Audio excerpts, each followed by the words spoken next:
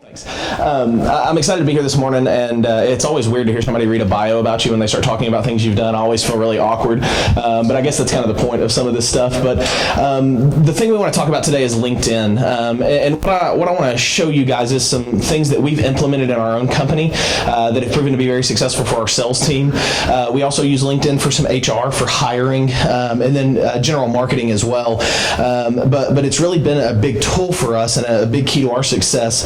Because it eliminates the cold call is really what LinkedIn does, because LinkedIn is kind of like a chamber, as funny as that is, because what do you do here, right? You meet people who know other people, because if chambers, and me and one of our partners were talking about this actually yesterday morning, if you went to a chamber event and the same people showed up every time, there's no value in that. It's about not just the people that you know who are part of the chamber, it's about who they know and who they can connect you with, and you being on top of their mind as well as your own business, right? LinkedIn is very similar to that, and today I want to show you some tactics to use on there to maximize that. And so to get started, if I can get this to connect correctly, and I should have done this before, I want to talk a little bit about marketing in general. If it's going to work, it may not. I may have to hit space bar. So let's talk a little bit about marketing in general. So marketing has really gotten a bad rap, and it hurts my soul because I'm not here in cut-up jeans and a V-neck t-shirt, because marketing is still a professional space to me a lot of times, and there's nothing wrong with PR firms that have that environment, but a lot of times what has happened and the mentality that has taken effect in small businesses and large businesses in the franchise world is this is what a PR office looks like. You got a slide and people sit on bean bags and everybody's on MacBooks and everybody just kind of does their own thing, right? And the problem with that is what's come from that is, oh, that must not be my responsibility. I don't know enough about it to make it my own. I need to let those hipster millennials in their square-rimmed glasses deal with that, right? And so businesses have begun to say, like, I've got to use somebody else because, I'm 40, I don't get LinkedIn, I've never logged into Facebook. But the thing is it's actually really easy when you get involved. And so I don't want you to think about marketing like this. I want you to think about marketing as a team effort. And the reason that is because marketing is no longer reserved to the CMO or the marketer of your company. It's a team process. I want to see a show of hands. How many people are small business owners in here today? Okay. How about sales? Anybody in sales? A lot of salespeople. Good. What about marketing? What about stragglers? Anybody? What do you do for the PR? Okay, perfect, right? Oh, another hand. HR, okay, that's good. Higher education, great. So we got a good mix, right? And the reason that's important is this: whether you're on Facebook or whether you're on Google Plus, how many people think they have a Google Plus? How many people have a Gmail account? You have Google Plus. Congratulations.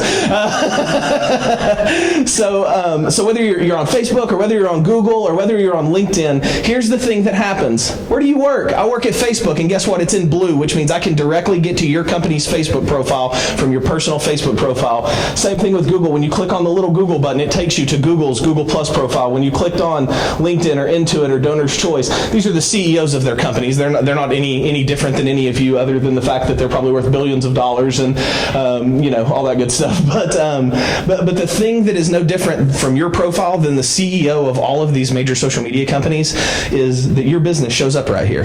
So whether you're in sales, whether you're in marketing, whether you own the company, no matter where you're at in the organization, you're a part of marketing because you're a direct representation, whether you're on Facebook or Google or LinkedIn. Twitter's not there yet, but with those networks, people know who you work for, what you do. I cannot tell you the number of times, like the biggest PR that I fight a lot of times on social media specifically is when one of the employees of a company says something inappropriate on social media and people flood the company's Facebook page with, I can't believe your person said this, and it's screenshot after screenshot of their personal Facebook page. Well, how did they know where they work? Because it's listed in their profile about who they are, right? It happens all the time. And so if you're in a leadership position, the biggest thing that I could tell you about social media, whether it's LinkedIn, Facebook, whatever you're doing, make sure your team is aware everybody matters in the marketing space. Every single person is a representation of your company on social media, and that's why. So like I said, whether you're in sales, whether you're in marketing, whether you're a business owner, you are in marketing. Whether you want to be or not, you are. Now, if you're a small business owner, you're a marketer, you're a salesperson, you're probably the janitor and a bunch of other things, but you're also the person that represents represents that business online. So it's really important to start to say, I don't care what position you hold at your company, I don't care what your job title is, marketing, social media, it is something that matters for your brand, it's something that matters for your business, and it's something that ultimately matters for your bottom line, because this actually generates a lot of sales, and we'll talk about that a little bit right now. So these are some stats from 2016 that we were able to compile from HubSpot and a guy named Jeff Bullis. If anybody's in PR, you probably know Jeff Bullis. He's one of the most famous marketers in the United States right now, but he pulled some statistics for HubSpot on B2B, and so I want to start with the marketing aspect of it. So just a few to point out here. 66 to 90% of the buying journey is complete before a person ever picks up the phone and calls you or emails you. They know who your company is, they know what you're doing, they know if they're at least generally interested, and they're just filling in the fine details. So what does this tell me? It tells me, number one, you better have a kick-butt website. Number two, you better have a very active social media presence, because the first two places that they're going to go is they're going to go to Google, and then they're going to either find you who they connected with on LinkedIn, or they're going to go to your business's Facebook page. Those are the top two ways that people are learning about new businesses today, is social media and Google. Of course, we know Google, right? 83% use content marketing to achieve lead generation. How many people have a solid content marketing strategy for their business right now? A few, right? But it's still, for marketers, for PR people, right? Content marketing, it seems like it's a word that's going out. For a lot of business owners, content marketing is still new. It's still a coming fad, and a thing that is going to stick around, because the thing that we've learned about consumers is now that they can do their own research on the internet, they don't want a direct sales pitch from you 24/7. They want good information that's going to help them complete their buying journey. So that's a piece of content marketing. We can talk about that later. 78% of B2B marketers said they saw increased web traffic with as little as 6 hours a week invested in social media marketing. Now, 6 hours a week seems like a lot for somebody that only works 40 hours a week, right? But that's a very, very small amount of time on social media. 6 hours a week is a couple posts a day, and especially if you're going to multiple networks, that's probably almost posting just once a day to all the various networks, and maybe running a couple ads here and there. But 78%, over 3/4 of marketers in the B2B space are saying they're seeing an increase in website traffic implementing social media. 54% of B2B said they have closed leads. So that's half of the companies going after B2B business are closing leads directly from social media. The nice thing is 5 years ago, you couldn't track anything on social media. You could get impressions, and you could get reach, and you could say, oh, this many people hit the little thumbs up button on my post. Today, they have built ways to where you can track anybody that comes from Facebook, when they hit your website, what they did once they got there, if they purchased, how much they spent. You can actually track a true return on investment from all of your social media channels now.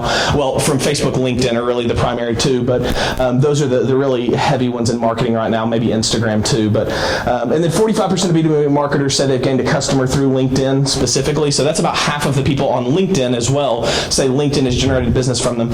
So that's all good and grand, right? Those are marketers. These are people that are in the space that have to sell their job, right? They have to convince their company that, hey, this stuff is really working, keep paying me a salary, right? So the thing I really care about is this. What are the buyers saying?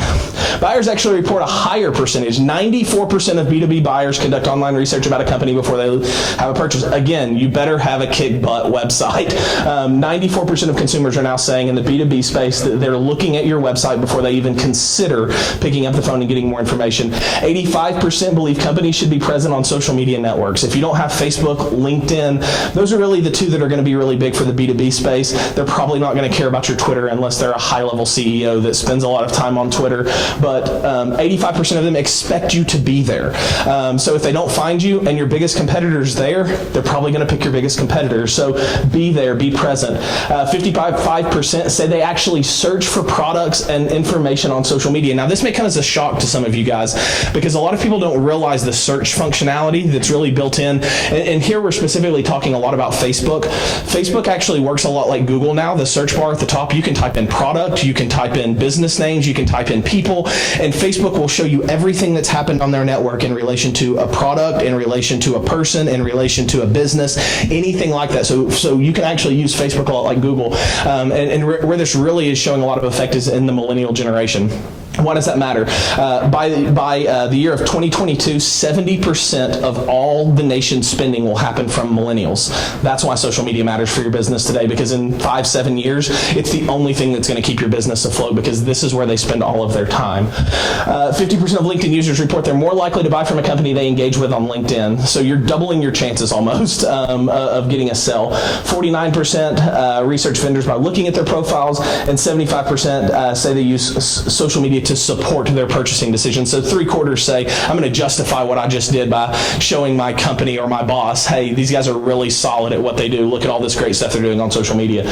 So that's what buyers are saying, and that's what I care about. I don't care what other marketers say. I care what are the people that are actually spending money on these networks.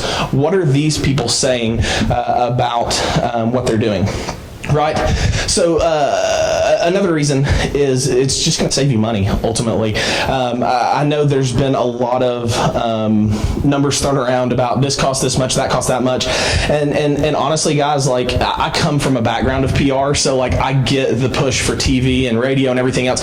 I don't think there's anything wrong with it. There is definitely still a place for traditional media. The other company our partners own is American Family Care. We're actually getting ready to open a couple here in Knoxville if you guys are sick or anything, but so a side pitch for them, but we still do direct mail, and it's because direct mail has really advanced to where you can actually target people through direct mail now.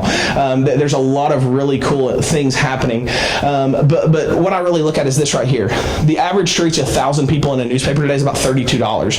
Does that mean newspaper's dead or that newspaper's bad? No, it doesn't. It just means that because less people physically pick up a newspaper today, it's going to cost more to reach people there. It's just basic logic. This is where I want to get to. Look at this. Google AdWords, right? Almost everybody is freaking out. Google, I got to be on AdWords. I got to be at the top of Google. I can pay to get there. About $2.75. That's a pretty good deal.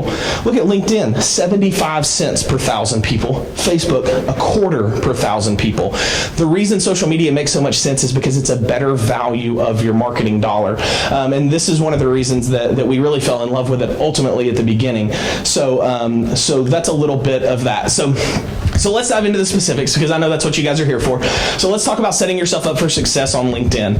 And the thing that really matters here, first and foremost, is that you've got to be there, right? How many people have a LinkedIn profile? Okay, good. How many people have a company LinkedIn page?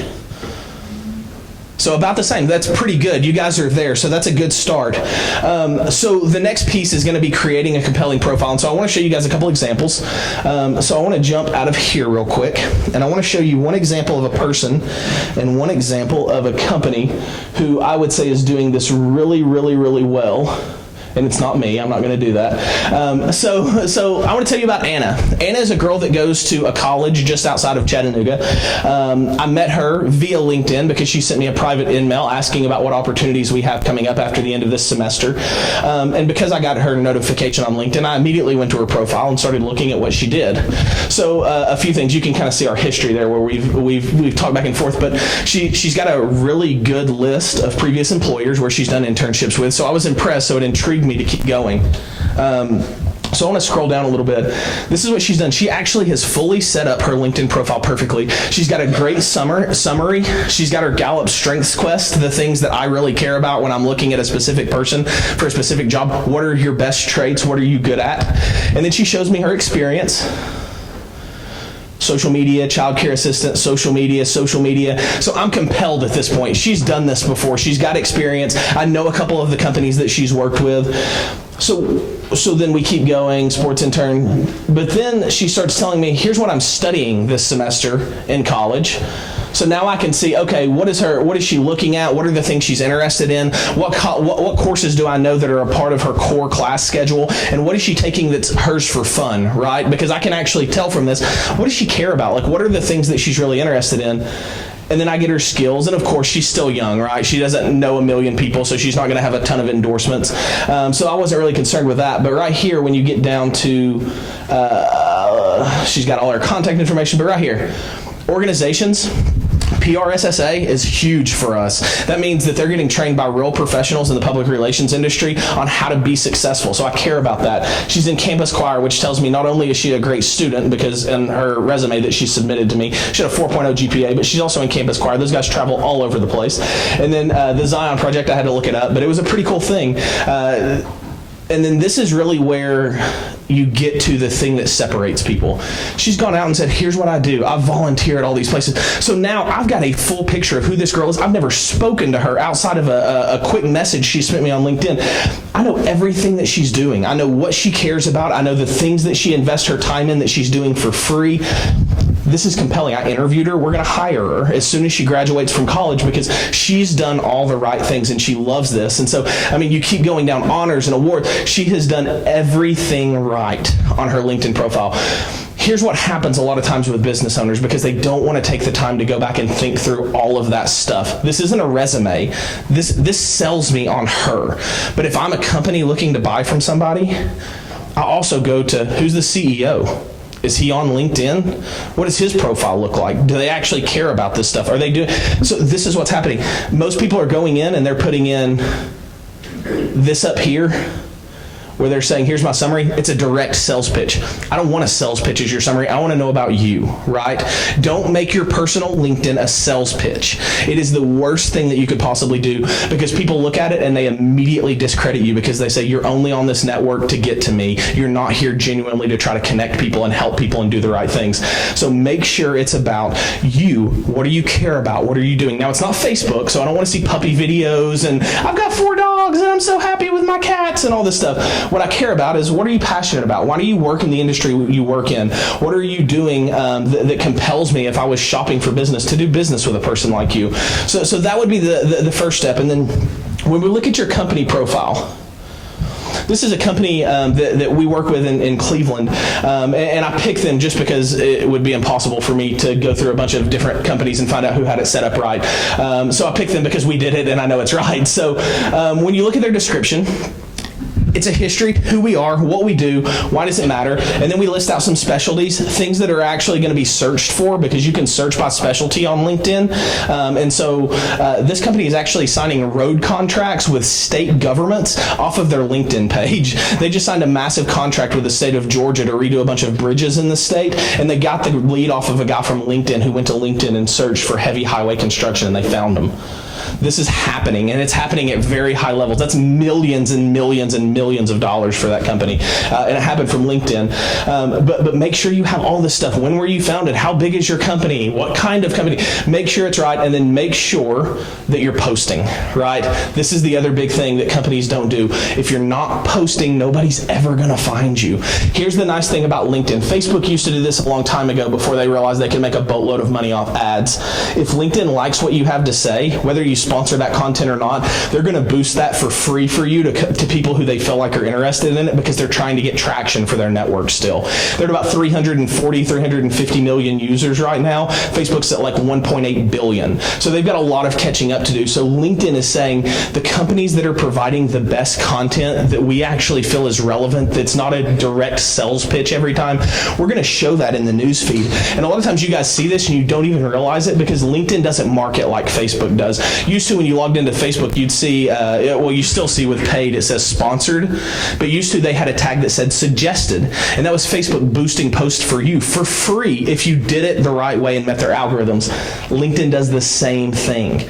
So we'll talk about posting strategy in a minute, but the biggest thing I can tell you is if you're not posting regularly to networks, it doesn't matter that you're there. People want information, and you are the person that provides that. They can get the summary in the About section off your website. The only place they can get regularly updated, breaking content, unless you're planning on going into WordPress and editing your website every day, is social media, right? So this is where you give them, here's what we care about, here are the things that are important. And notice this, a couple things. Notice we're not talking about road construction here. We're talking about setting goals. Why? Because the people that we're talking to are managers or running projects of organizations. They don't always care about road development, but what they do care about is, does my company run as smoothly as it could? Are there things I can do to improve my company? Governor Haslam. So like this is another good one, right? Governor Haslam offers gas tax details to legislators. Why do they care about this? Well, because it's going to affect every family in the state of Tennessee, right? But where's the money going? It's going to road development. So it's relevant for them, but it's relevant for every human being in the state of Tennessee that's going to be paying a gas tax. This is where they start getting in front of people that actually matter, because they pay for Walmart or for Best Buy, and you know who's gonna make that decision? The general contractor that's local, that's going to pick, I want this company to do my grading, I want this company to do this. Well, that's what this guy cares about, because he's like, I'm getting ready to invest in building a Best Buy in the back end of Knoxville, somewhere new. What are my taxes going to look like if this gas tax gets enforced, or whatever it is, right? I don't know everything about road development. I'm just kind of flying by the seat of my pants when I explain what they're doing there, but it matters to them, and they have set this content strategy, and so there are things, as you see, like things that shape the construction industry. Doesn't necessarily mean roads, but it's things that matter for heavy. But here's the point: content is king. Anybody know the name Gary Vaynerchuk? If you don't know the name Gary Vaynerchuk, your homework for tonight is this. Go look up Gary Vaynerchuk and watch everything he ever did. If you're offended by curse words, you'll probably be a little offended by Gary, because he cusses quite a bit, but he is the lead person in probably the world right now on social media, content marketing, growing your business, So last week he wrote a blog article. He's investing in the smallest business he owns $80,000 in content creation. $80,000 this year in content creation. Of course, he has a lot of money and he can do that. But he said the number one thing that businesses can do this year to improve their brand is think on organic content. Why? The thing Gary knows that a lot of business people don't realize right now is that Facebook's starting to understand people are getting sick of ads. They're starting to understand that LinkedIn is starting to see people are getting sick of seeing ad after ad after ad. And so those algorithms are getting ready to shift again. And what does that mean? It means a bump up in organic content for the first time in about 5 years. So does content matter? Today it matters more than ever, because this year, for the first time in as long as I've been in marketing, your organic reach is going to go up instead of going down as a business, because Facebook has started to understand not everybody has the money Nike does. Last month, Nike, Best Buy, and Walmart put $1 billion into Facebook in 1 week before Black Friday. $1 billion. Nobody else did anything on social media because they won every bid. It was pointless. And Facebook started to realize, when these massive conglomerates like this start advertising on our network, they have budgets to crush the small guy. Well, the good news for you is Mark Zuckerberg actually cares about small business, which is really good for everybody, right? Because your $25 can be just as powerful as Coke's, and Facebook works every day to make sure that that's true. One of the things we met with we have a Facebook marketing rep for our company, and one of the things that he told us was the good thing that you guys do is it doesn't matter what's happening in the month. Every company has at least a small ad spend, whether they can afford to do $500 or whether it's just $25. Every company has a little ad spend, and what that's telling our algorithms is these companies really want to succeed on our network. They're posting content, they're running a little bit of ads, they're doing all the things we want to see make them successful. Same goes for LinkedIn. LinkedIn marketing reps will tell you the same thing. You better be posting organic, regular, daily, or at least a couple days a week content, and you better be running at least a small ad spend to be able to promote your page. Why? Because their algorithms look at those things. And this is the thing a lot of people don't understand. Ads is not its own algorithm, and organic content is not its own algorithm. They're blended together. So companies that are advertising get better organic reach than companies that don't. Companies that are advertising more, it doesn't actually do anything better for their organic, because it's just a checkbox for LinkedIn, for Facebook, for all these guys. They're saying, are you advertising, yes or no? If yes, boost organic reach. The more and better that you play along with these networks and do the things that they want you to do, they have help videos and training sessions that will tell you, do this, do that, do it this way, post this kind of content. Watch those things, because they're literally telling you, here's the algorithm that's running behind our network. If you want to be successful, do these things. So that's a little bit about the examples, and sorry, I kind of went on a tangent there, but it's really important that that you meet those standards, because it's the only way that people are going to see your content. So real quickly, if I can get this to pull back up easily, there we go. So the next big question with LinkedIn is this: paid versus non-paid LinkedIn accounts. How many people pay for a premium LinkedIn membership? I have. Okay, a couple people, right? So here is what LinkedIn recommended. I explained to our rep, hey, I'm getting ready to go talk to people. A lot of people are going to be sales, some small business owners. It's a local chamber. This is what they recommend: $80 a month. Okay, so what do you get for that? Well, if you don't have a CRM, it might make sense, right? You have some lead recommendations, who's viewed your profile extensions. It basically forms as a CRM for you, so that's really nice. The problem is most of this is fluff. Most of these things you can do for free in LinkedIn, they just don't tell you that. But they want you to pay them $80 a month for them to basically walk you through it. There are some real merits to some of this stuff. If you send a lot of in-mail, it's great to get the extra bump in in-mail. If you're not, paid LinkedIn really doesn't make a ton of sense if you really know how to use the network. So a couple things with that I want to do before we get into how that works between paid and non-paid, and I'll show you some tricks that you can use. I want you guys to do a little bit of work for me real quick, and you can just partner with somebody next to you or however you want to break up into little groups so that you can look at each other. But I want you guys to evaluate each other's LinkedIn real quick. I'm going to give you a couple minutes to do this right now. If you've got your phones, you can pull it up. But is your personal profile fully set up and filled in? Do you have all the things that you know about yourself that are going to be compelling listed? And are you posting regularly as a person? Are you posting good information that actually matters to you? Is your company page set up properly? Is your company posting regularly? And what needs to be done to fix it? So if you guys want to take a few minutes, if you got phones, everybody have phones, LinkedIn, all that good stuff. Can you guys look at it? So if you don't have your phone or you don't have a tablet or a computer, get with somebody next to you. Pull up your LinkedIn page. Pull up your company LinkedIn page. So real quick, give me one volunteer just in general, and you don't have to like dog on yourself or anything, but maybe a couple things that you saw on your personal profile that you said, man, I need to update that. Just somebody real quick. Anybody? Go for it. I didn't put anything about my personal interests or volunteer experience. Okay, yeah, so volunteer. That's the biggest thing a lot of people forget, right, is volunteer experience. And that actually matters because I will tell you, a lot of companies will actually make decisions based on what you care about, right? So like if you're involved in like Helping Hands or a member of the Chamber of Commerce or, on a board of a nonprofit or something like that, that really can be a big piece to swaying somebody to do business with you because it builds trust, right? If they say, you know what, a nonprofit selected this person to be on their board, they must be trustworthy. People just assume those kinds of things, and so it can be a big piece. So that's good. What about business? Somebody give me something that's not happening on their business page or they didn't see on their business page that they need to fix. Post, yeah. That's always the answer, right? It's always post. How many people have businesses that post regularly, at least 3 times a week on LinkedIn? A couple of you guys do. That's really good. But the majority of the room. So people that are like, oh my gosh, we never post. You're in the same boat as a lot of people, right? So don't feel bad. But that's a big piece of something to work on. So that's good. So we'll move on.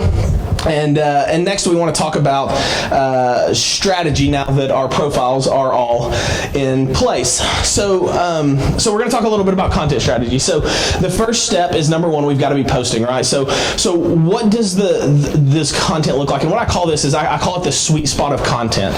Because here's what happens a lot of times, even when companies are posting. They'll post things about themselves. They'll post things that matter to them. They'll post things that, their employees internally care about. They'll post things that, oh, my wife found this link and I liked it, or my husband saw this link and thought it looked cool for my company, so I posted it. The problem with that is that you've got to be intentional when you post. You've got to think about your consumer. If you're, so somebody give me an example. Right here, what do you do? What's your company? Knoxville Utilities. Okay, so you're perfect customer. Basically everybody. Yeah, you're a terrible example. Moving on. No, I'm just kidding. But okay, so let's use that. Do you guys sell internet? Okay. Anything business to business that you guys do that we could use for a good example before I move on to someone else that's not so difficult to make me think?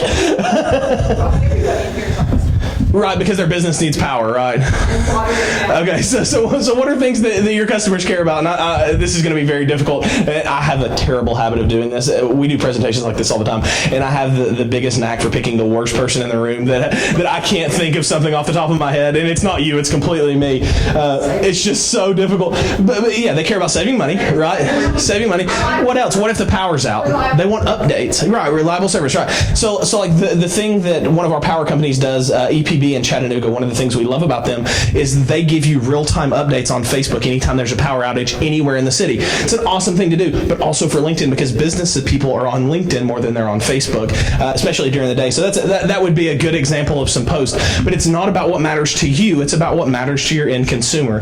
Who has a true like business to business, I'm trying to sell to a business, that I can maybe get a better example for?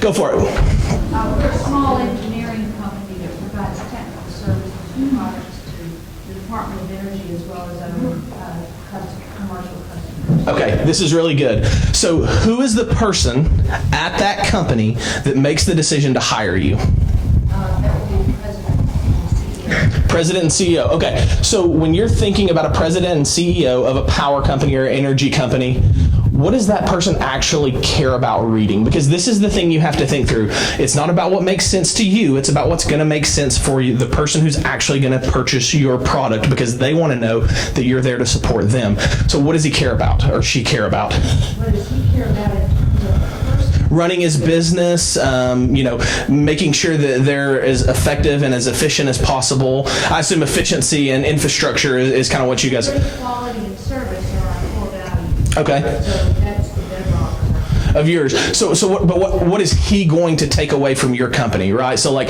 if he was going to your company... Customer what? Yeah, the customer. What was the if you were to say, here's the number one thing that customers buy from us for, what would that thing be?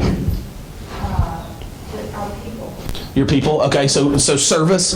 Okay, so let's say you guys have stellar customer services and your customers know that, right? Their customers know that in and out. And that company also has customer service reps. So the thing that you could care about for that president is saying, here's how to improve customer service, because they already know that you guys have great customer service, right? So just a little bit of an example, but that's the thought process to think through as somebody that's posting on social media.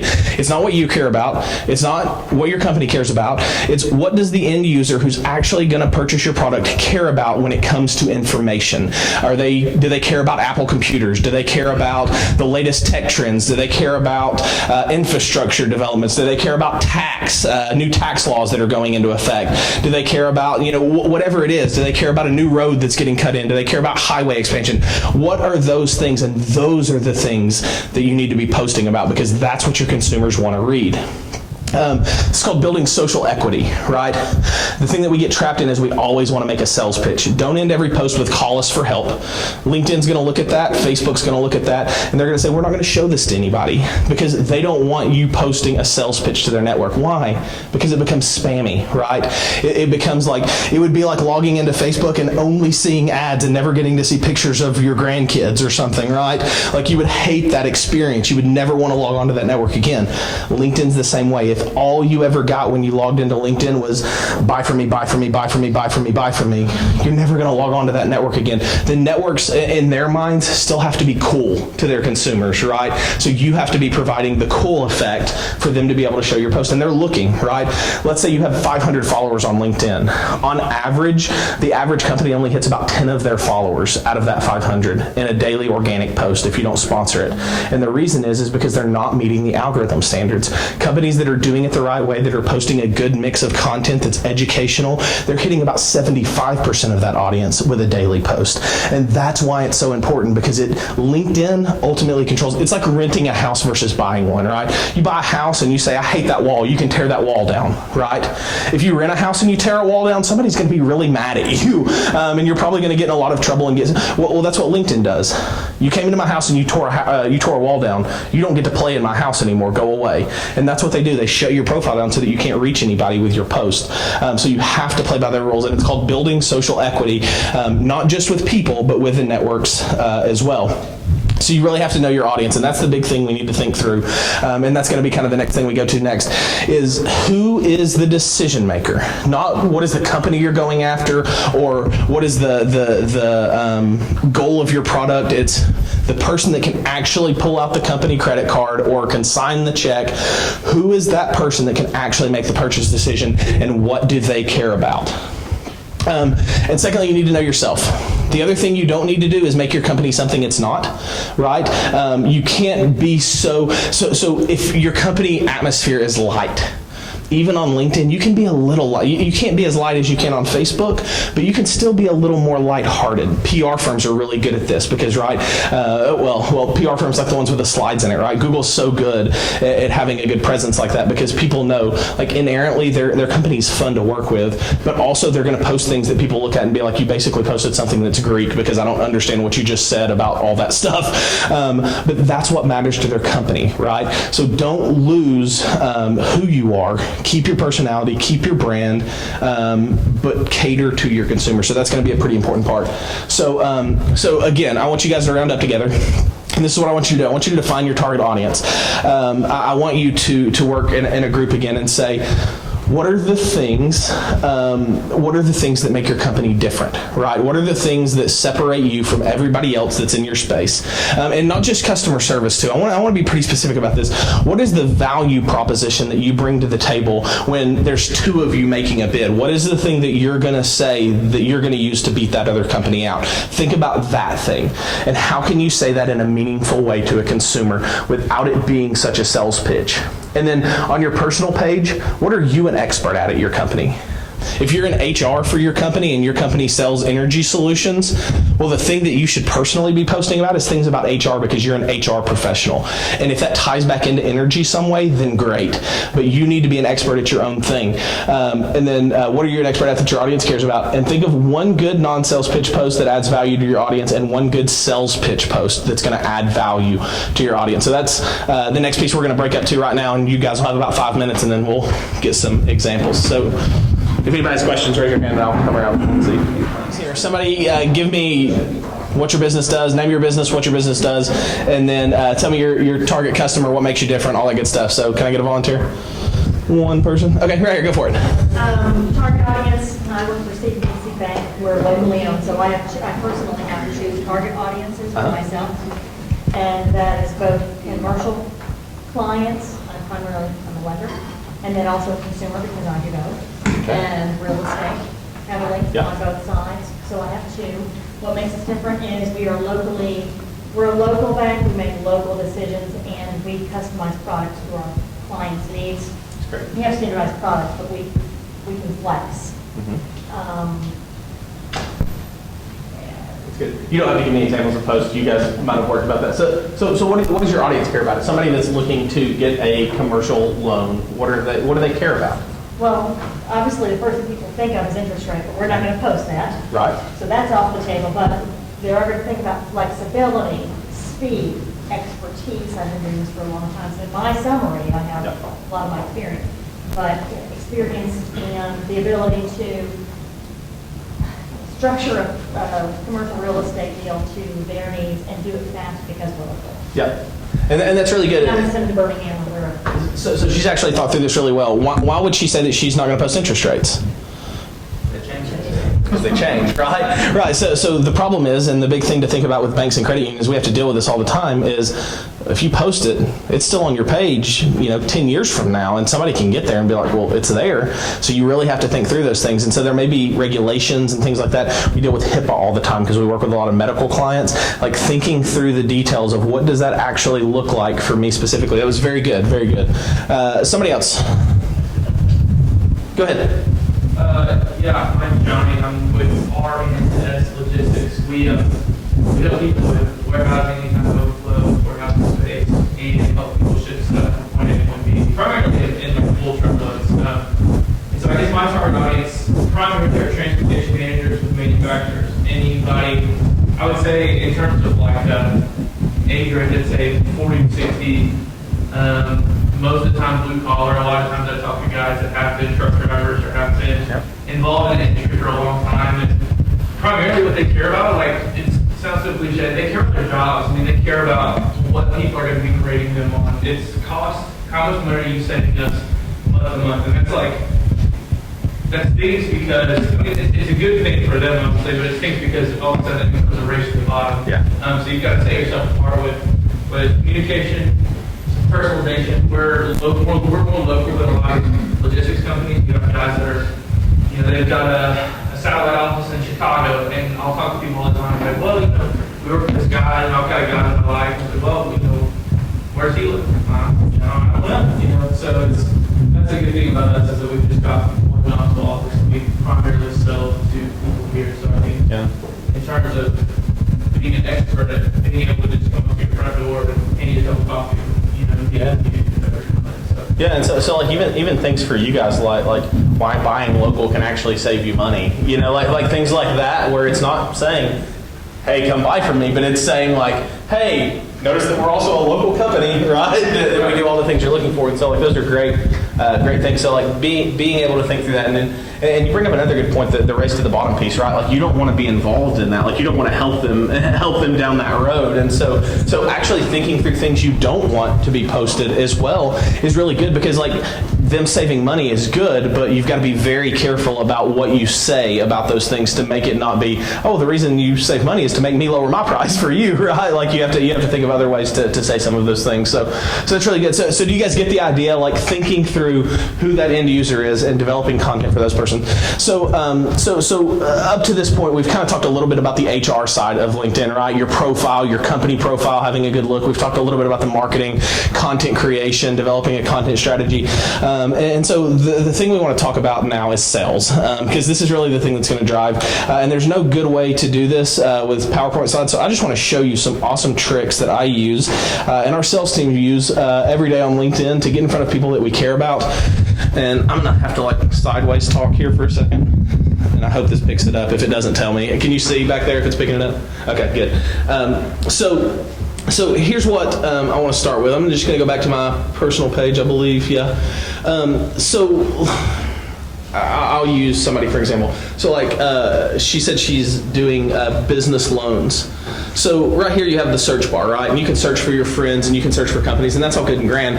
That doesn't really help you much when you're trying to get in front of somebody. But a lot of people miss this little advanced button over here. This is your best friend. Because when you go to advanced, you can search by keyword, meaning anything on their profile that matches what you're looking for.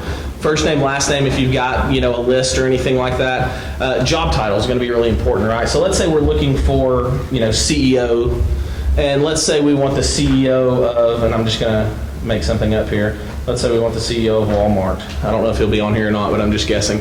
And let's just hit search and see what happens. Well, there you go. He's a private profile, but there's the CEO of Walmart, and I just found him.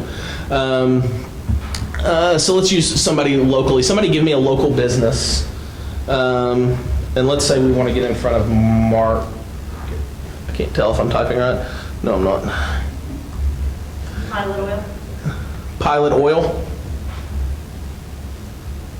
How do you spell that? Is that? Yeah. Pilot Stop Oil. there. Yeah. Okay. Yeah, we'll just do Pilot and see what happens. So let's say I want to get in front of somebody in marketing at Pilot.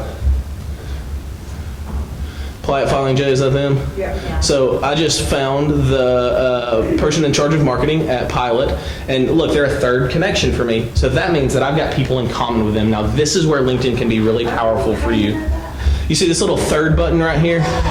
So that means that I have somebody between me and them that I'm going to know that can get me in front of this person. So what I can do is when I actually go in there, it'll show me how I'm connected. So I'm connected through my friend Ken in the back who can introduce me to somebody who knows him. So I'm a third. So if I was friends with this person, it would show me. Let's go back to a second one because that'll be easier to show you guys how it works. So let's see. So look, here's the marketing coordinator at Pilot Flying J in Knoxville. So it already knows where I'm at, so that's good. But I'm a second connection, so this is great. So this is going to show me a direct connection. Through Kurt. So this is awesome. So let me show you what I can do now. The problem with non-paid LinkedIn, right, is you only get so many emails. Well, guess what? I've got Kurt's email address. Forget sending him a message on LinkedIn. I'm going to email Kurt. I'm going to say, hey, listen, I'm trying to get in front of Zane.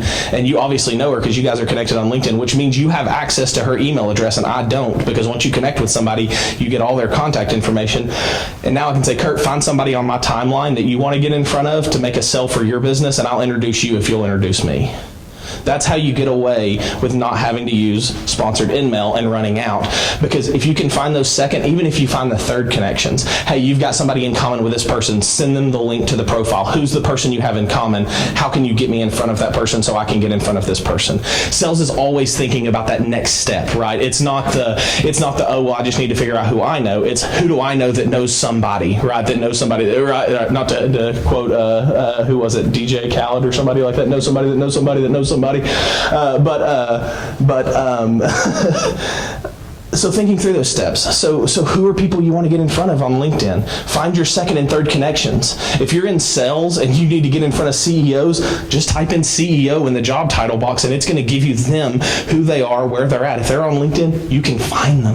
If you need to get in front of marketing directors, if you need to get in front of sales managers, if you need to get in front of product operators, if you need to get in front of logistics coordinators, it doesn't matter. If you have their job title and you know what company they work for, LinkedIn's going to tell you who they are, where they live, if you have a way to connect with them. So anybody you meet, you better be connecting with them on LinkedIn. And the reason it's so important is because the more second connections you've got, the more people that you have direct access to. The more third connections you've got, the more people that you have to work harder to get to, right? So every chamber event, if seriously, like if you don't know everybody in this room, find the people that you don't know and introduce yourself to them after we get done and connect with them on LinkedIn, because they may be the person in between you and a big sale for your company. We do this all the time. We go to trade shows. And when I go to trade shows, I am so intentional about every business card I get. I look that person up on LinkedIn and I connect with them. We made a connection. I explained to them, hey, I just met you at this trade show. And now I may meet the CEO of a company who doesn't make marketing decisions, but guess what? He's a first party connection with the CMO of his company. And that's who I want to get in front of. This is how we sell franchises and shake one person's hand and get 1,800 locations at a time, is by saying, I know this person who knows you. You need to find a franchisee. I'm connected with a guy in Chattanooga named Bruce Krebs, who's the #1 franchisee recruitment agent in Chattanooga. I'll introduce you to Bruce and get you some franchisees in our market if you'll introduce me to your CMO and let me make a sales pitch. Happens all the time, and it's the best strategy we've got. And guess what? I don't use LinkedIn InMail to do it. I email the guy. And so that is such a good strategy for salespeople. So once you're in there, you can have a field day with the company, because then I can say, you know what, I don't care if they're the marketing coordinator at Pilot if they're not the right one. Maybe they're out of Lewisburg. Well, if I click on Pilot, it's also going to show me, here's how many employees they have on LinkedIn. And then I can search by all of their employees, and now it's going to give me a list of every employee of that company that has a LinkedIn profile. Now, where this gets really good is if your target market is small businesses, because there's only like 4 or 5 people typically, or maybe 7 or 10. So you get a short list of here's who they are, here's what they do, and here's what their job title is at that company. I know who I need to call and ask for.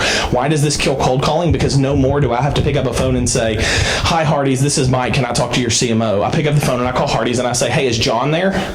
And they're like, oh, Mike must know John. Like, it seems pretty common that Mike would be very calm and collected that way when he called. And then if they come back and say, he wanted to know who's calling, oh, it's Mike.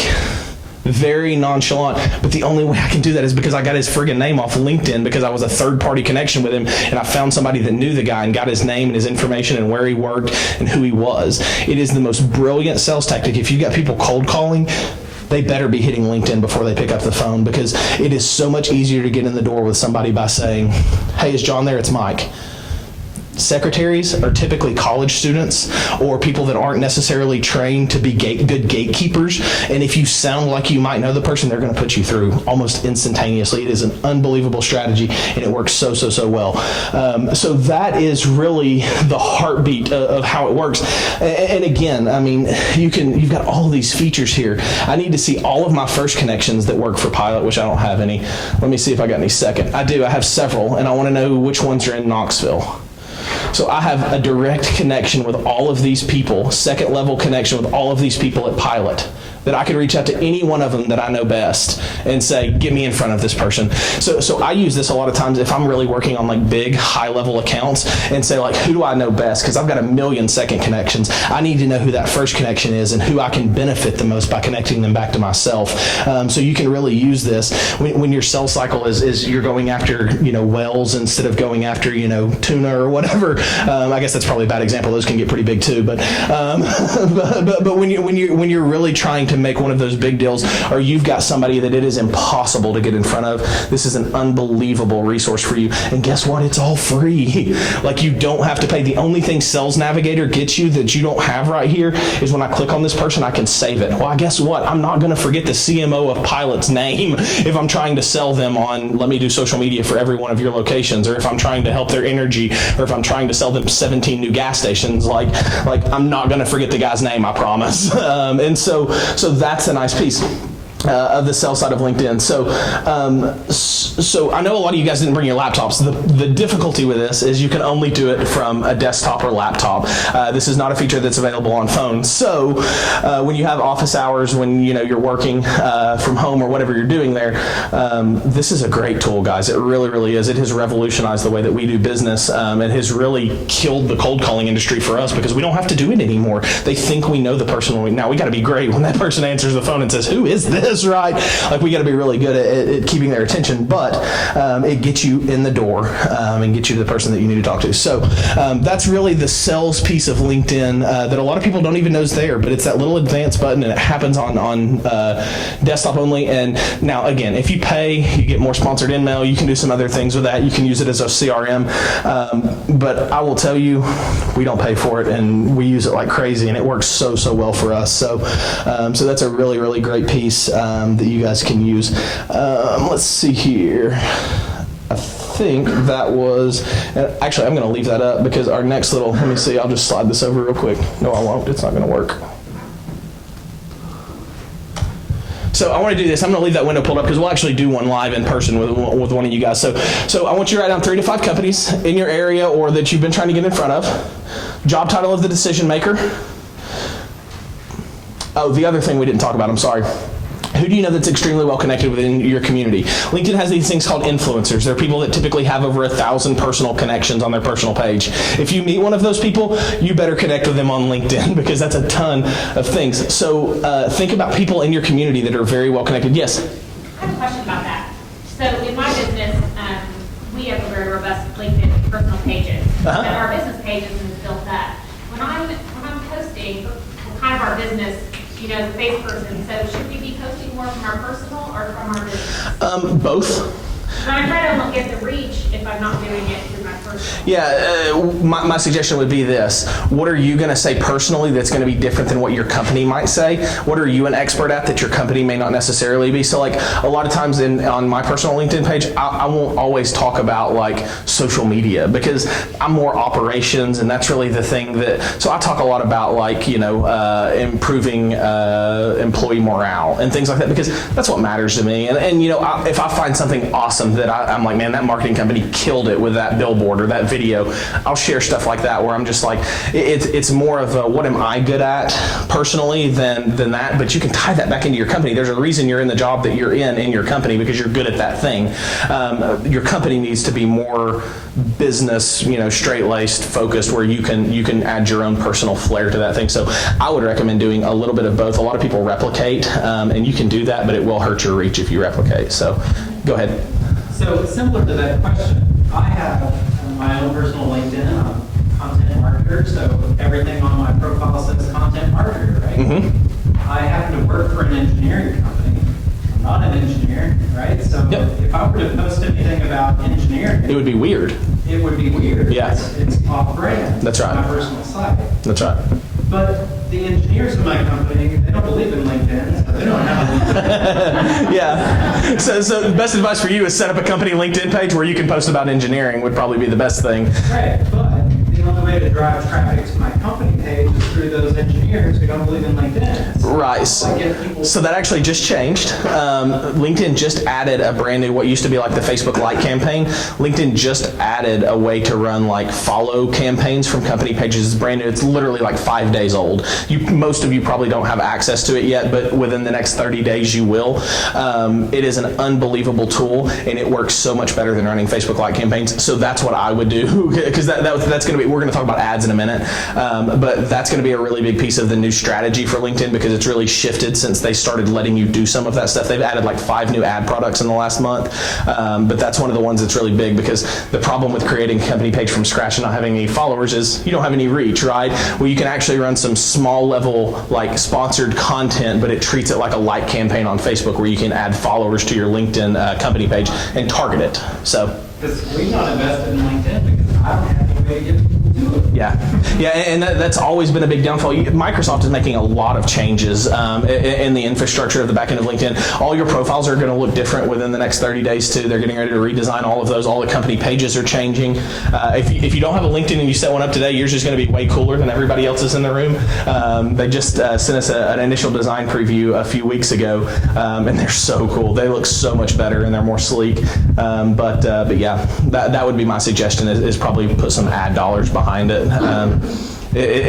Unfortunately, these networks started learning that they can get you to spend money on them, and so that's really probably your best bet. The only other caveat to that would be, as a content marketer, you could say something about content, how it's a struggle finding content for engineering, and like maybe write a blog post about like the struggle of finding solid content daily for engineering to post on LinkedIn or something like that. That might help, and then you could put a link like in the text to your company's page or whatever. And as many of you know, I work for blah, blah, blah, blah, blah. And I just wanted to talk through some of my struggles of being the content creator for my company and da-da-da-da-da-da-da. That'd be a good way to maybe leverage some of that to where it still ties into your personal brand, but also maybe get some of those people that are connected to you personally interested in your company because you can link out to the company pages and tag it. So maybe something like that too. But I think ads are probably going to make it happen faster for sure. So yeah.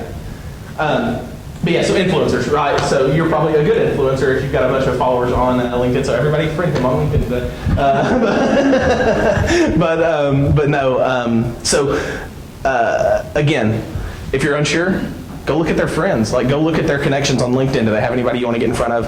And who do you know that they want to get in front of? That's always my first thought when I look at an influencer is, can I help this person? And if I can, I'm going to take advantage of the fact that I can help that person and actually drive sales for my business. But I'm going to also drive sales for their business because I'm going to connect to the people that they care about as well. So take a few minutes, think about companies, and then we'll do a live version of this for somebody in the room and just kind of see what pulls up. So. All right, somebody give me a company. All right, who are you looking to get in front of at Kroger?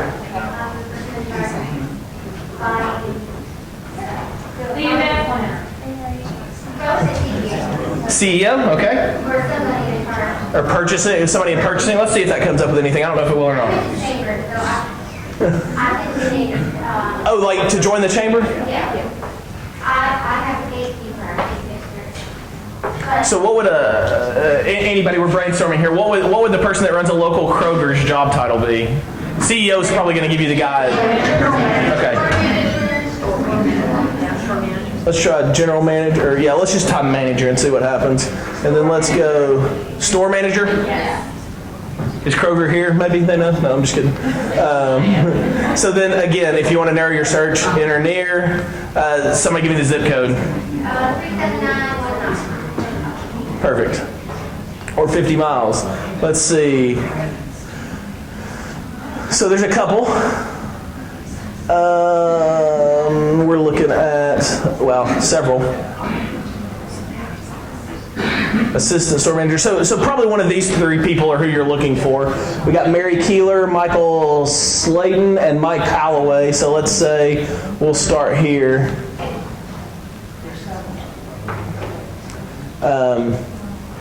August 2013. So yeah, I mean that's probably one of the people you really want to talk to there. I can introduce you to Clark Thompson if you'd like.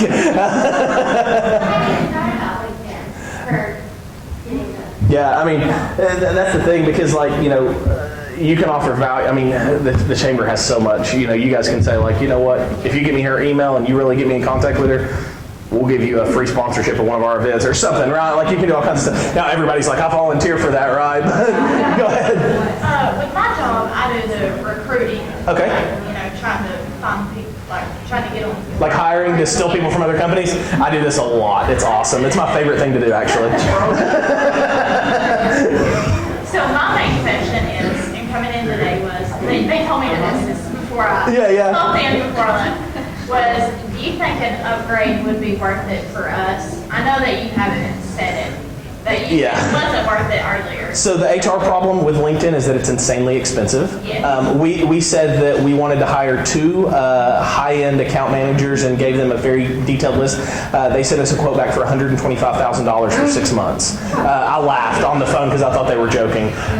You can do job postings and get away with it from your personal page without having to have their, HR manager, whatever they call it. It was literally a joke. I mean, I thought the guy was literally lying to me when he told me he wanted $125,000 for 6 months.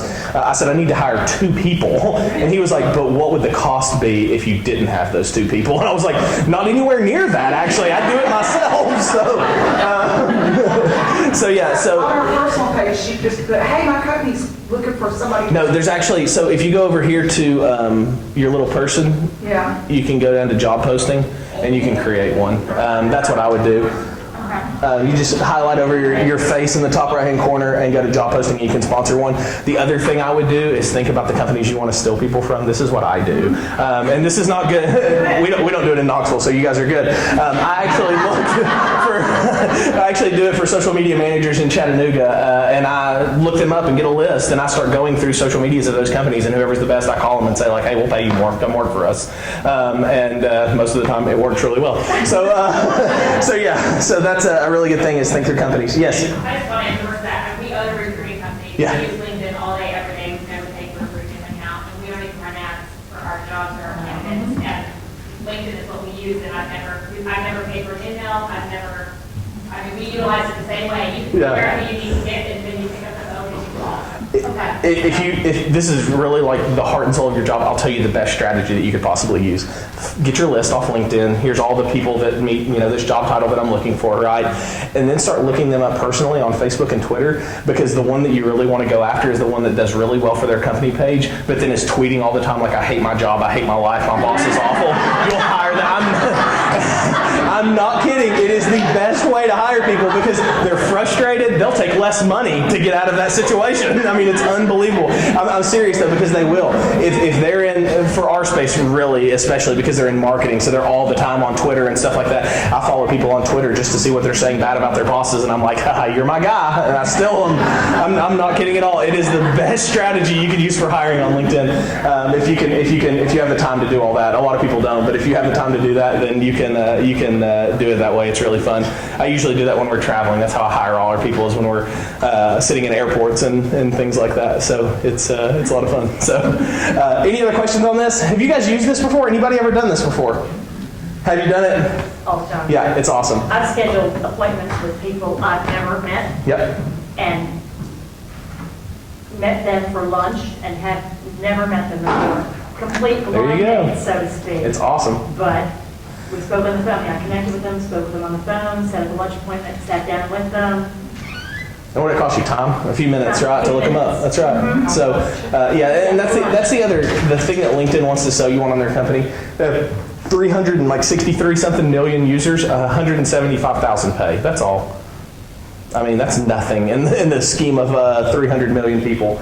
But they act like it's the best thing in the world. It's really not that amazing. So, yes. I have 2 quick questions, if I may. One is where you have the city. And is there a way to have your city stay in that list? No. Okay. No. Yeah. It's always going to make you put in like zip codes and stuff, and that's what I always do. I think I've actually got mine to only pull zips. Something I was missing. I can't remember. Searched. And Yeah. then in posting content, I know my job pretty well, but I do, and I know I need to post content. Where do I find it? I don't have the. I'm not. Obviously, I'm older, and I don't. That's why I'm Saying you don't have the time? Is that what you're talking? Do you just find it, and then how do you literally? Yeah, like posting links and stuff. So I'll show you really quick on LinkedIn. Just very quickly, if I can. I really just had my first Facebook No, you're fine. page, and I've never put anything on it really.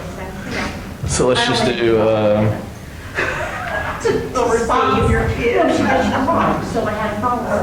Otherwise, I wouldn't even have done that. See if I can find something really fast and show you. Quickly, come on, Mashable, pull up. Well, here, we'll just use Mashable.com. That might work. I don't know if it'll pull or not. So let's, so if you take a URL and you paste it in, look what happens. They go ahead and pull in the picture. Well, Mashable's a terrible, terrible, terrible company and doesn't have any kind of open graph on their website. So normal websites, any type of like major news source or anything like that is going to have what's called Open Graph Protocol on their website. Also, side note, if you have an IT person or you know anything about website development, if you don't have Open Graph Protocol built into your website, build Open Graph Protocol into your website, because if not, your images aren't going to show up on social media like you want them to, and you have no control over what pulls in. So if you go to Facebook or just go to Google and Google Facebook Open Graph Protocol, it will tell you exactly how to do it. It is super important. Very much of a side note. Yes, ma'am. Piggybacking on that. Open Graph Protocol. I'm sorry. Piggybacking on that question, what do you see in terms of like the ratio between linked Yeah. and organic content? Like, we do quite a few blog posts, but I also sometimes post different things on, like, I work at a school, and so I'll post different education blogs and things like that. Yeah, that's awesome. And our teachers write our own, so like, in terms of ratio between the organic content and the stuff pulling from other places, what is the... Yeah, so typically, most of the networks fall under the same general algorithm. What they want to see is about 70% what they would call like head content, educational, not educational in the sense of you're a school post educational content, but things that are educational to your consumer. They want 20% to be what we would call like hard content. That's going to be a selfie or a photo of your team or something like that, right? That proves this isn't just like a robot running my Facebook page or my LinkedIn feed. And then 10% they want that direct ask for business. So if you think about a week, you want to post like 3 educational and then maybe a heart content piece twice and then 1 self-promotional, or 5, 2, or 5, 1, and 1, or something like that. 4, 2, 1. Yeah, 4, 2, 1. That would be the way to do it if you posted 7 days a week. Would be like 4 educational pieces, 2, and mix it, right? Don't just do 4 and then 2 and 1, right? So that would be the best strategy you could use. Yes, ma'am? Kind of similar to that, what percent of your Facebook posts should be boosted or sponsored? Yeah, so it really depends on what your goals are. It's going to be different for every company. In the B2B space, I actually don't recommend boosting posts very much. I actually recommend going through Ads Manager. Does anybody use Ads Manager versus just boosting from the page? Let me tell you this, if you're not using Ads Manager to run your ads on Facebook right now, you're really doing a harm to yourself, because you miss out on about 90% of the targeting that Facebook has available for you. If you're just boosting to people on your page, that's great. You can actually boost to people's debit card information on Facebook. You can actually pull their recent purchase history off their debit cards and boost to people who shopped at Subway. You can boost people by looking to buy homes, and it'll ping everybody that's hit Trulia or Homes.com or anything like that in the last 6 months. If you're not going through Ads Manager and using the full breakdown, Facebook has like 7,000 different versions of ad targeting that you can use. If you're doing it from the page, you're really hurting yourself as far as you're being able to target in on your audience. You can do by income. Facebook recently started buying your tax returns from the IRS, so they know how much money all of you make, who you work for, and how many dependents you have in your home. And it's my favorite thing to do, because I'll give you a great example, and I know we're not supposed to talk about Facebook, but for our other business, American Family Care, women run healthcare in the United States. Guys don't go to the doctor unless mom makes them. And so what I do is I go out and I target every female in about a 10-mile radius of our building that has children in grade school or middle school, because high schoolers a lot of times, disobey their parents, right? Unbelievable that would happen. But we target middle school and grade school, and we target moms, because mom makes the decision for the kid, mom makes the decision for the dad, mom typically makes the decision for their mom and dad as well, right? But we have that information, and it's verified because it's coming straight from their tax information on how many dependents that they have in their home and their ages and things like that. And then it's verified via their social security number to make sure that we're targeting the right families. Facebook has all that information, and yes, it is completely legal as long as they don't tell you the name of the person that you're targeting. So if you're not using the back end of Facebook Ads Manager, you are, like I said, really hurting yourself.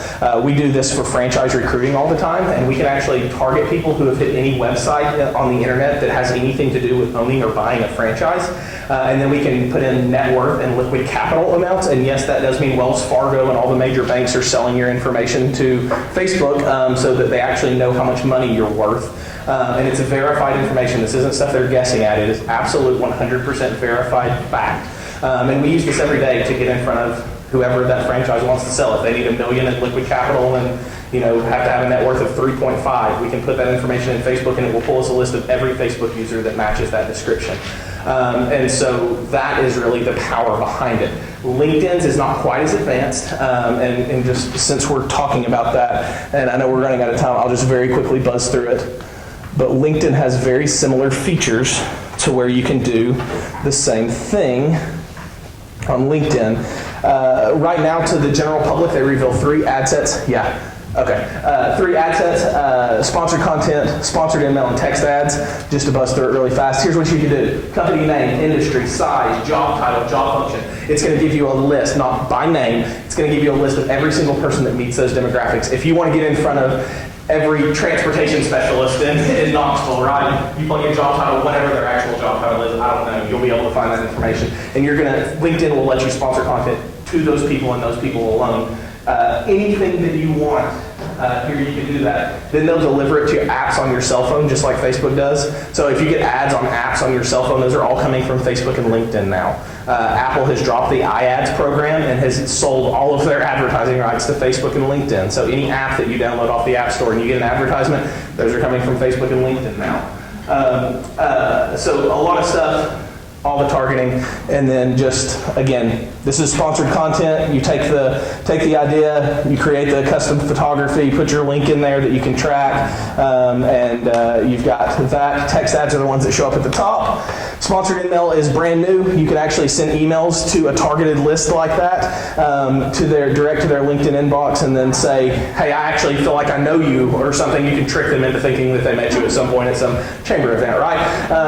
So this is really powerful. It's about a 10 times better conversion rate off LinkedIn email than any other type of sponsored content on LinkedIn right now. If you haven't used LinkedIn sponsored email, send it from a person rather than from a company. Honey Baked Ham didn't really do a very good job of theirs, but it was the only one I had in my inbox that I could screenshot.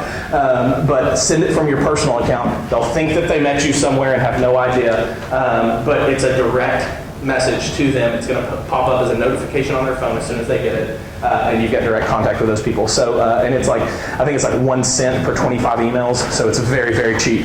So anyways, I know we're out of time, so I'm going to officially stop everything and let you guys be free. If you have questions, I'm here. Ken's in the back.